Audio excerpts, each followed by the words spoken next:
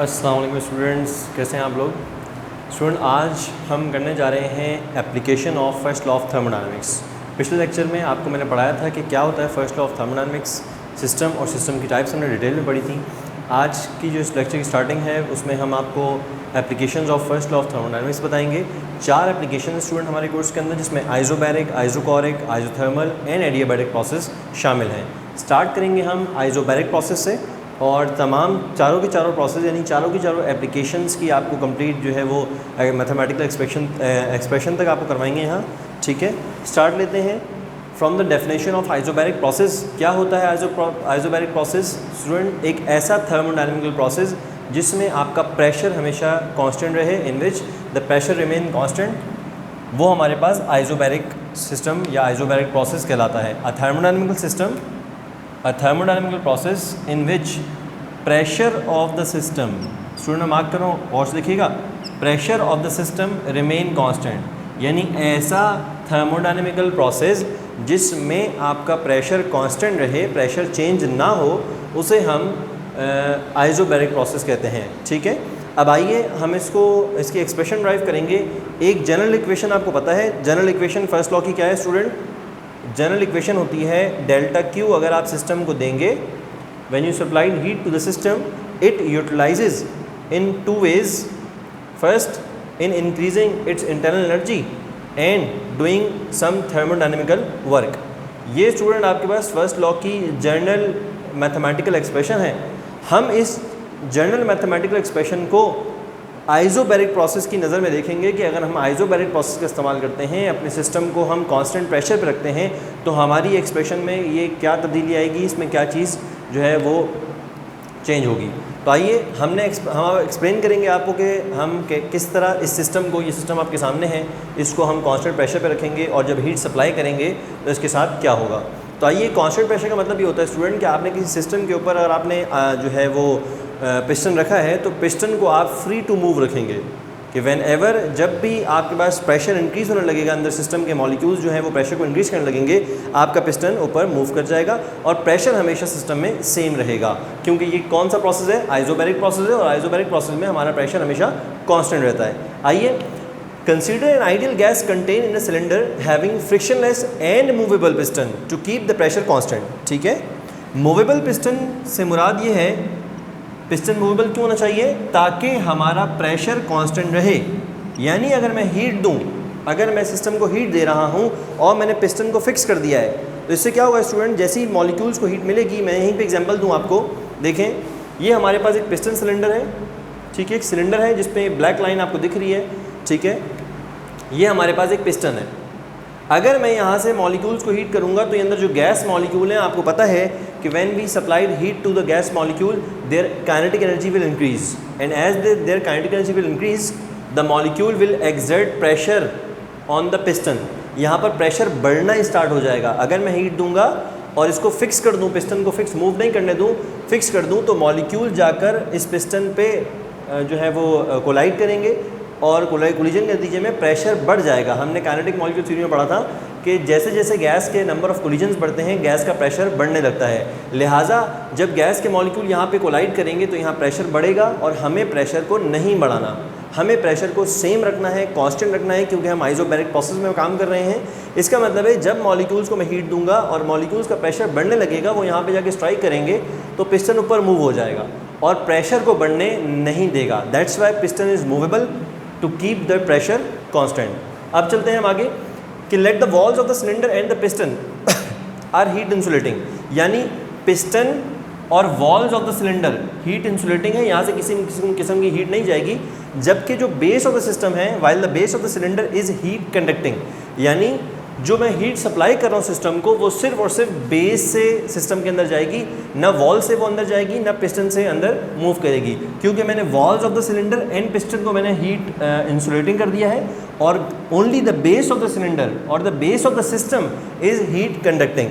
ठीक है स्टूडेंट्स, अब हमने क्या किया नेक्स्ट, जब मैंने आपको पूरा जो है सिलेंडर के बारे में, अपने सिस्टम के बारे में कंसिडरेशन या मेंशन कर दी है, उसके बाद हमने सप्लाई की है heat. If you provide the heat amount which is delta Q, when we supplied delta Q amount of heat to the system, जब हम ये हीट सप्लाई करेंगे सिस्टम में, तो आपको फर्स्ट लॉ के मुताबिक क्या पता है कि जब हम सिस्टम में हीट सप्लाई करते हैं तो दो फंक्शन करती है हीट। एक तो सिस्टम का इंटरनल टेम्परेचर यानी इंटरनल एनर्जी राइज करती है, internal energy is raised due to the rise in temperature of the system, और बकाया हीट किस में कन्वर्ट होती है, थर्मोडायनेमिकल वर्क डन के अंदर। तो यहाँ पे मैंने यही बात मेंशन की है कि if we provide delta Q amount of heat to the system, its temperature will increase from T1 to T2। System का टेम्परेचर अगर T1 पे था तो मेरी अमाउंट ऑफ हीट सप्लाई करने पर वो T2 तक पहुँच जाएगा, और इसी वजह से देयरफॉर इंटरनल एनर्जी यानी delta U, internal energy also increases from U1 to U2। तो आप कह सकते हैं कि सिस्टम की जो इंटरनल एनर्जी है वो डेल्टा यू इंक्रीज़ हो गई है। ठीक है स्टूडेंट, यहाँ पे हमने ये बात बता दी कि जो क्यू अमाउंट हम सप्लाई करेंगे उसका पहला काम क्या है कि वो डेल्टा यू यानी इंक्रीज़ करेगी हमारी इंटरनल एनर्जी को। सेकेंडली मैंने यहाँ लिखा है कि due to increase in kinetic energy of molecule, अगर सिस्टम को आप हीट करते हैं तो मॉलिक्यूल्स की काइनेटिक एनर्जी रेज होगी। ठीक है, और जब मॉलिक्यूल्स की काइनेटिक एनर्जी बढ़ेगी तो उनकी स्पीड बढ़ेगी, and due to that number of collision will increase on the piston. ठीक है, जिसके नतीजे में क्या होगा, gas molecule displaces the piston, piston को डिस्प्लेस कर देंगे molecule through some distance delta H, hence work done by the gases obtain. यानी क्या हुआ, यहाँ पर जब आपने हीट सप्लाई की तो मॉलिक्यूल्स में काइनेटिक एनर्जी बढ़ी और मॉलिक्यूल्स ने इस पिस्टन पे प्रेशर एक्सर्ट करना स्टार्ट किया। क्योंकि हमारा सिस्टम कांस्टेंट प्रेशर पे है, लिहाजा ये पिस्टन यहाँ मौजूद नहीं रहेगा, ये डिस्प्लेस कर जाएगा। और कहाँ तक डिस्प्लेस कर जाएगा, अब यहाँ पर भी गैस मॉलिक्यूल्स आ जाएंगे आपके, और ये पिस्टन डिस्प्लेस करेगा delta H. Delta H is the height through which the piston is displaced due to the heat supplied. तो यहाँ पर हमने कम्प्लीटली इसको एक्सप्लेन किया कि कैसे हमारा सिस्टम कांस्टेंट प्रेशर पे रहेगा, और जब हीट सप्लाई करेंगे तो वो हीट सप्लाई किन दो चीज़ों में कन्वर्ट होगी। अब हम स्टार्ट करेंगे अपनी बात को कि वी नो दैट, हम ये जानते हैं कि जो वर्क डन बराबर होता है किसी भी जो है सिस्टम में, वर्क डन बराबर होता है फोर्स डॉट डिस्प्लेसमेंट, यानी फोर्स इनटू डिस्प्लेसमेंट का डॉट प्रोडक्ट आपके पास वर्क डन होता है। अगर यहाँ पर मैं इसको फर्दर ओपन करूँगा तो एफ डी कॉस थीटा, इसका मतलब क्या है student, F is the force, D is the displacement, and cos theta, theta is the angle between the applied force and the displacement. अब स्टूडेंट इसको मैं यहाँ कहता हूँ नंबर 1, इक्वेशन नंबर 1, हमने ये देखना है कि इस सिस्टम में फोर्स किसके बराबर है, डिस्प्लेसमेंट किसके बराबर है, और थीटा क्या है। उन तीनों चीज़ों को जब मैं इसको इक्वेशन 1 में पुट करूँगा तो मेरे पास वर्क डन का आंसर आ जाएगा। आप इसे डेल्टा डब्ल्यू भी कह सकते हैं कि चेंज इन वर्क डन, और डेल्टा डब्ल्यू चूँकि हमने इक्वेशन में डेल्टा डब्ल्यू को पुट करना है। ठीक है, अब यहाँ पर देखें आप, क्योंकि हम ये जानते हैं कि जो मॉलिक्यूल्स फोर्स एक्सर्ट कर रहे हैं वो in terms of pressure exert कर रहे हैं। जब भी गैस के मॉलिक्यूल पिस्टन पे फोर्स एक्सर्ट करते हैं वो in terms of pressure exert करते हैं। प्रेशर बराबर होता है फोर्स अपॉन एरिया। ठीक है, force applied per unit area is known as pressure. यहाँ से अगर आप फोर्स को स्ट्रक्ट आउट करें तो ये फोर्स बन जाएगी P multiply by A। It means pressure into area will give you the force. ठीक है स्टूडेंट, ये मैंने यहाँ पर आपके सामने फोर्स निकाल ली, फोर्स पहली चीज़ थी मैं निकाल चुका हूँ। डिस्प्लेसमेंट, मेरा सिस्टम या मेरा पिस्टन कितना डिस्प्लेस हुआ है, यानी फोर्स लगने की वजह से मॉलिक्यूल्स ने जो फोर्स लगाई in terms of pressure PA, pressure multiply by the cross section area will give you the force, amount of force. Force लगी और ये डिस्प्लेस हुआ, तो देखिए डिस्प्लेसमेंट, अगर मैं कहूँ डिस्प्लेसमेंट की डायरेक्शन क्या है तो आप कहेंगे सर डिस्प्लेसमेंट ऊपर की जानिब हुआ है और फोर्स भी ऊपर की जानिब लग रही है। कितना डिस्प्लेस किया, डेल्टा एच। तो मैंने यहाँ पे कहा कि जो D है हमारा डिस्प्लेसमेंट वो बराबर है डेल्टा एच के। ठीक है, फोर्स आ गई, डिस्प्लेसमेंट आ गया। आप चाहें तो इसको स्मॉल a कह सकते हैं और इसको स्मॉल b कह सकते हैं ताकि आपको पुट करने में आसानी हो। ये आपके पास इक्वेशन नंबर 1 है। नाउ f पता चल गया मुझे, d पता चल गया।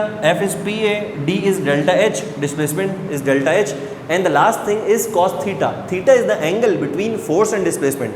देखें स्टूडेंट, मैंने यहाँ पे डायरेक्शन शो की है, फोर्स भी ऊपर की जानिब है, डिस्प्लेसमेंट भी ऊपर की जानिब है, दोनों की डायरेक्शन सेम है। इसका मतलब है कि फोर्स और डिस्प्लेसमेंट में जो एंगल होगा वो जीरो का एंगल होगा। ठीक है, अगर मैं आपके सामने मेंशन करूँ कि फोर्स की डायरेक्शन भी अपवर्ड है और डेल्टा एच की डायरेक्शन भी अपवर्ड है, दोनों फोर्स भी ऊपर डिस्प्लेसमेंट भी ऊपर, तो इन दोनों के दरमियान जो एंगल है स्टूडेंट्स वो एंगल थीटा होगा 0 डिग्री। ठीक है, because they both are parallel. इसको मैंने कह दिया C। अब आप स्टूडेंट A, B और C तीनों इक्वेशन को उठा के अपनी इक्वेशन नंबर 1 में पुट करेंगे, पुट इन 1, ठीक है। जैसे ही 1 में पुट करेंगे तो आपके पास डेल्टा W का जो आंसर आएगा, यानी वर्क डन का जो आंसर आएगा, वो आएगा, फोर्स था pressure into area, D displacement की जगह पुट करूंगा मैं डेल्टा H, ठीक है, into cos into zero, cos zero बराबर होता है स्टूडेंट 1 के, ठीक है। आप साइंटिफिक कैलकुलेटर से यूज़ करें और इसको कॉस ज़ीरो निकालेंगे तो आपको पता चलेगा 1 है। लिहाजा मेरे पास जो डेल्टा W आएगा वो आएगा P A डेल्टा H, ठीक है। अब यहाँ पे स्टूडेंट एक बहुत अहम बात है जो आपसे यहाँ शेयर करूँगा मैं।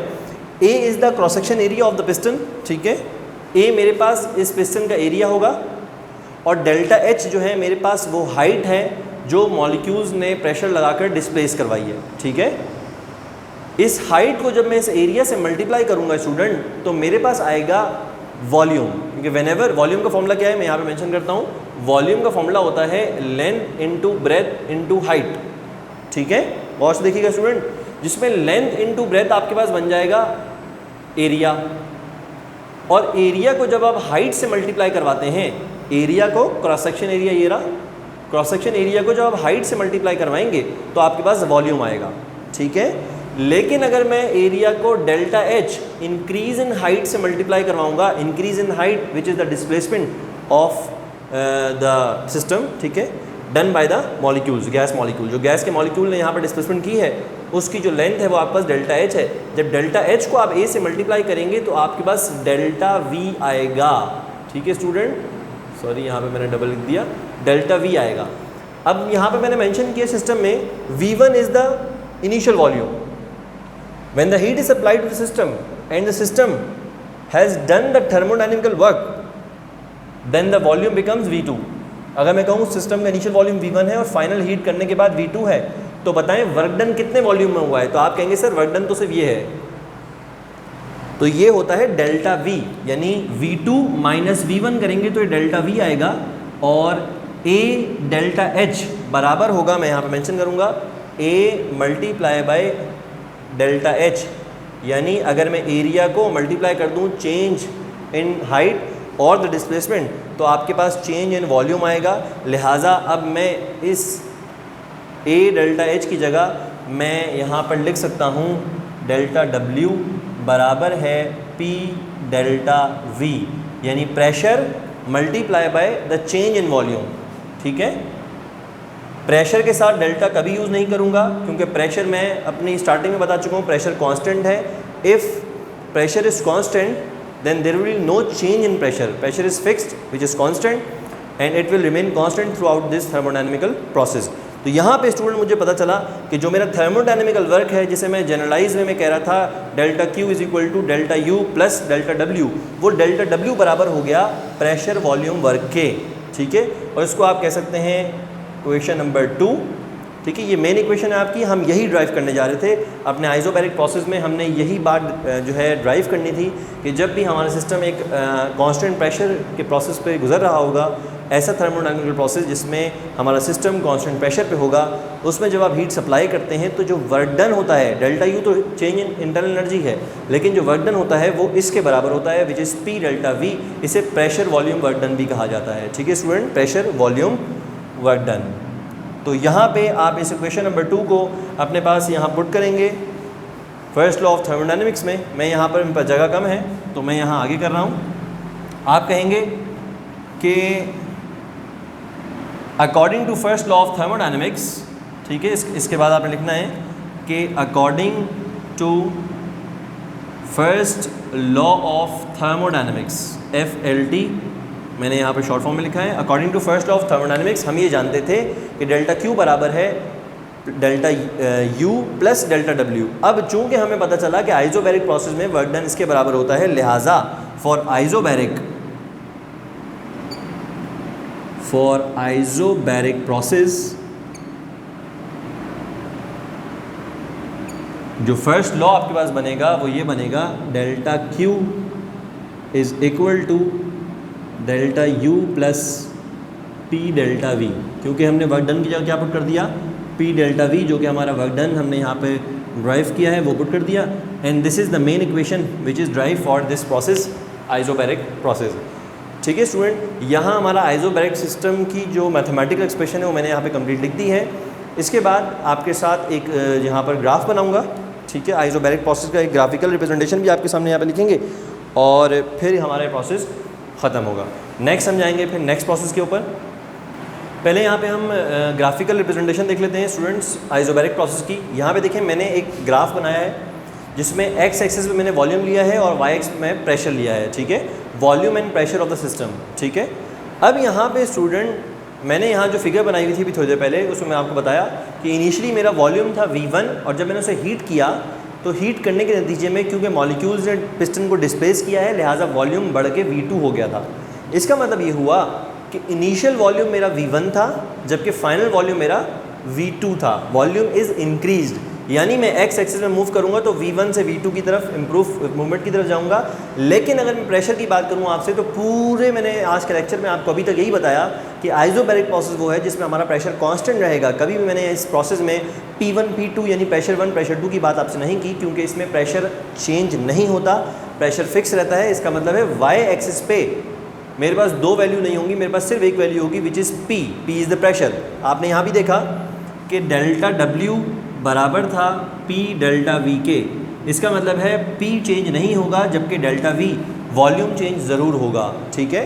अब अगर मैं बात करूँ कि फॉर एग्जांपल मेरा प्रेशर जो है वो एक ही है सिंगल, तो ये एक पैरेलल लाइन बनेगी towards along Y X axis, ठीक है, यानी मेरी स्टेट पहले थी ये, इस पर मेरा प्रेशर था P, वॉल्यूम था V1, ठीक है।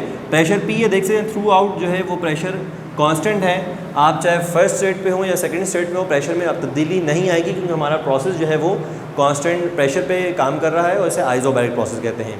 सेकेंडली टेम्परेचर जो है यहाँ पर शुरू में इनिशियल टेम्परेचर हमारा था T1, जो कि मैंने अपनी कंसिडरेशन में भी यहाँ मेंशन किया है कि जब आप सिस्टम को हीट सप्लाई करेंगे उसका टेम्परेचर राइज होगा, ठीक है, T1 से T2 में की तरफ जो है वो बढ़ेगा टेम्परेचर। लिहाजा आप कहेंगे इनिशियली टेम्परेचर T1 था और फाइनल पॉइंट पर मेरा प्रेशर P ही रहेगा, वॉल्यूम बढ़कर वॉल्यूम चेंज होकर V1 से V2 हो जाएगा जबकि टेम्परेचर बढ़कर T1 से T2 हो जाएगा।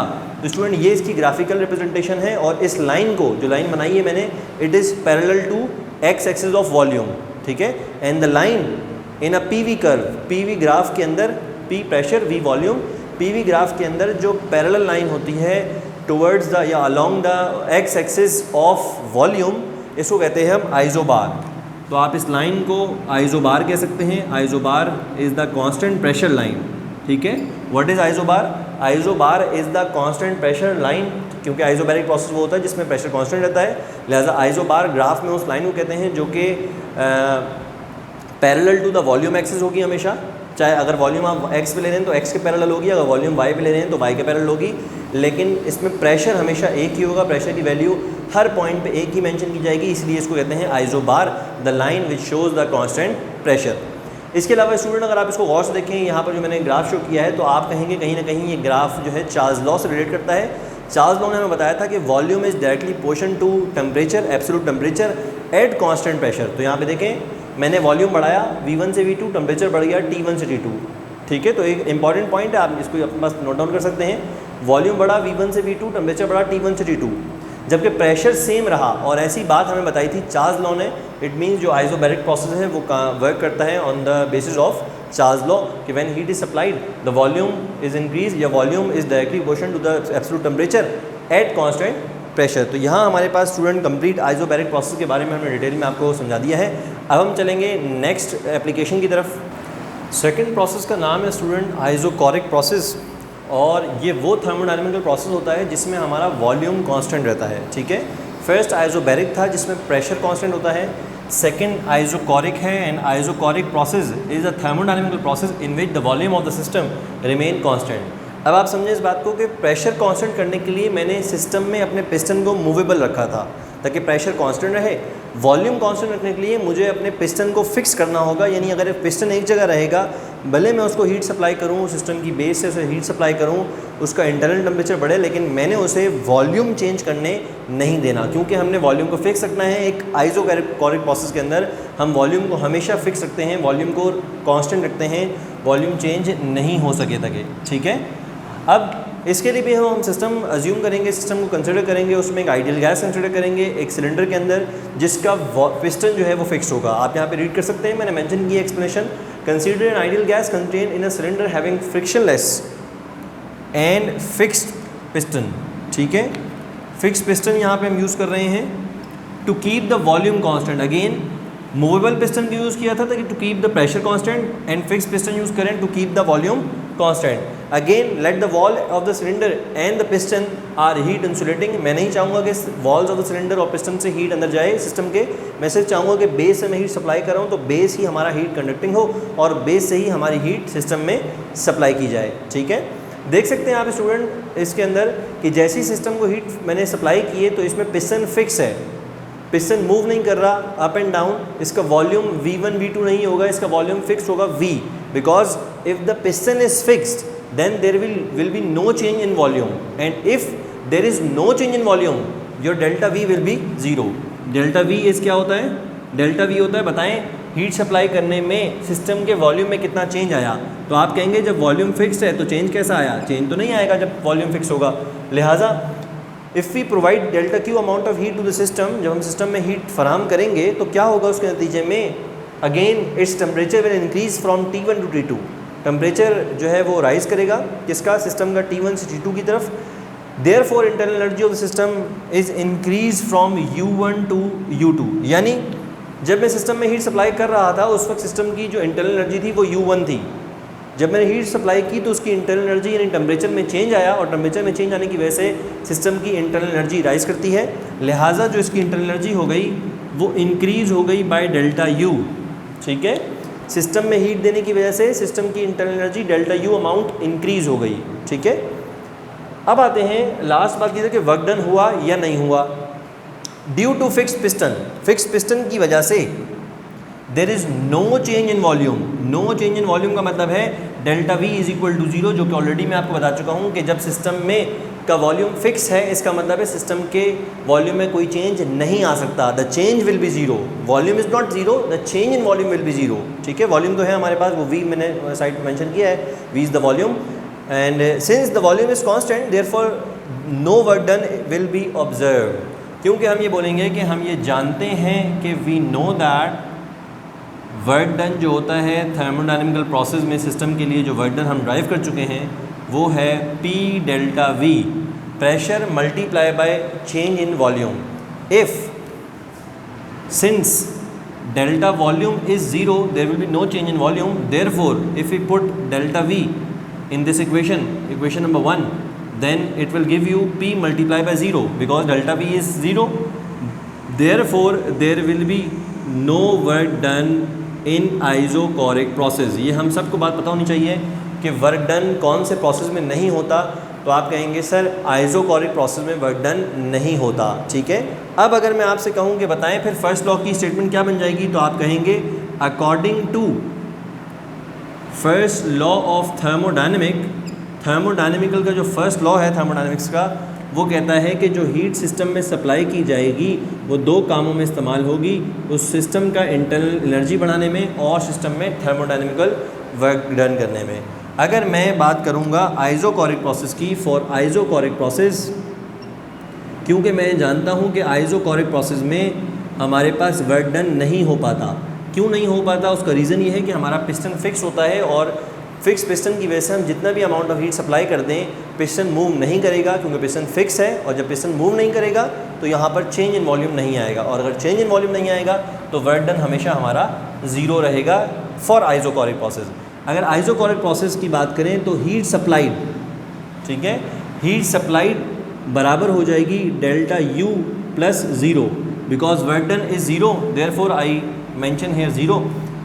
और आप कह सकते हैं कि सर इसका मतलब ये हुआ कि वो हीट जो कांस्टेंट प्रेशर वॉल्यूम पे सप्लाई, मैंने यहाँ पे V सब्सक्रिप्ट में लिखा है, ठीक है, और इससे पहले जो मैंने आइसोकोरिक करवाया था उसके भी लास्ट रिजल्ट के अंदर आप डेल्टा QP लिख लीजिएगा, क्योंकि delta QP is the amount of heat supplied at constant pressure and delta Q small v in the subscript. Which shows that amount of heat supplied at constant volume at isobaric process, isochoric process sorry, ठीक है।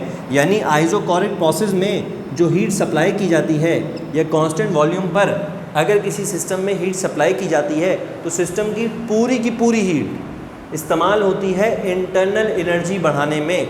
Student यहाँ पे एक चीज़ और एक बार और भी बताऊँ मैं आपको कि आइसोबैरिक और आइसोकोरिक दो प्रोसेस थे हमारे पास।